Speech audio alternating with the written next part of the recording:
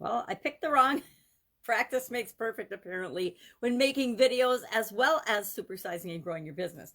Picked the wrong frame. I was trying to hit a different frame and my hand slipped and I hit the wrong one. So this is what we've got today. Practice makes perfect. Practice makes perfect is an idiom that's been around since about 1550, 1560. And it, of course, means that we get good at something by doing it repeatedly, practicing it over and over again. Now, this was said by John Adams and it appeared in the Random House Dictionary, and he's attributed to saying it. Not sure if he's probably not the first person that said it, but he's the first person that helped to make it famous. And then, of course, Vince Lombardi put his own little twist in it, the famous coach, if you're from my neck of the woods. He said, perfect practice makes perfect. Practicing the wrong thing will not necessarily give you the perfect results that you're seeking. Think of people that have bad habits, us included. We might have a bad habit. If we practice a bad habit and do it over and over and over again, we'll get really good at it. But is it going to get us the results that we want to get in our life? Probably not. Now, I did learn something new yesterday, and maybe I knew it, but I didn't remember it. That practice, we usually spell practice Practice, at least here in the United States. And practice in that spelling is a noun. To practice, as in to do something repetitively or to practice an activity over and over again, the verb is actually spelled with an S, Practise. Now, I will tell you, I always spell practice, no matter whether I mean it as a verb or a noun, with a C. And maybe that's the more common version, but I did learn as part of my looking up the meaning of this idiom that the verb and the noun are actually spelled differently. Now, practicing, what does that have to do with our businesses? Hopefully, we have something that we're known for, something that we're really good at, something that we weren't born knowing how to do, but we've become famous for in our business. You know, they say it takes 10,000 hours to become an expert or to become really skilled at something.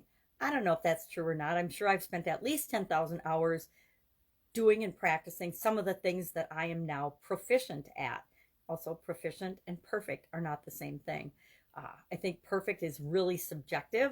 Perfect to you is different than perfect to me. So I think that practice makes perfect is a good alliteration, and that's why the saying catches on. But in some things, we don't need to strive for perfection, right? And there is no such thing as perfection.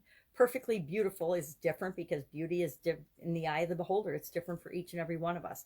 So perfect is something that may or may not even be attainable. But we strive for continuous improvement, always doing things better, always serving our customers better, always becoming a better human being.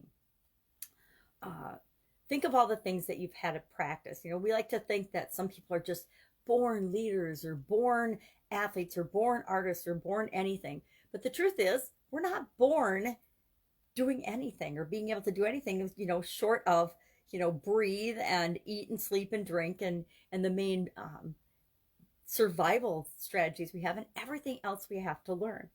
We have to learn. I remember it wasn't until I had my kids how much I appreciated the learning process and how people learn and how people learn differently. Watching my kids learn to snowboard, watching my kids, you know, learn to walk, do anything, reminded me of my experiences learning to do things. You know, sometimes once we get good at something, we forget about all the time and energy and practice that we put into doing the thing when we weren't good at it. Guess what? Whenever we start doing something new, we stink at it. I think of everything I've ever started doing, and there's that point at which you start to do something, you want to do it, you want to get a result, you stink at it, but you're like, all right, the only way I'm going to ever get over this hump, and there's a hump at which either we quit, I guess the tipping point would be the most common or the most common phraseology for that. There's a point at which we decide we're going to go forward and we're going to figure it out no matter what, or we decide to just let it go. That's kind of the tipping point in anything that we're learning, any new skill, any new habit, any new anything. So yeah, I think about when I learned to drive a car. I remember driver's ed, and I was scared to do this country driving out in the country. We had to drive on this curvy road, and I was scared to drive on that road. Now, of course, I did it in front of my driver's ed teacher and my friends, but I was petrified the whole time. And my instructor kept saying, speed up. But I was scared on this curvy, windy road. Well, it turns out years later, of course, my husband and now ex-husband and I built a house right off that curvy road. So every day for, I don't know how many years were we out there, like 15 plus years, I had to drive on that curvy road.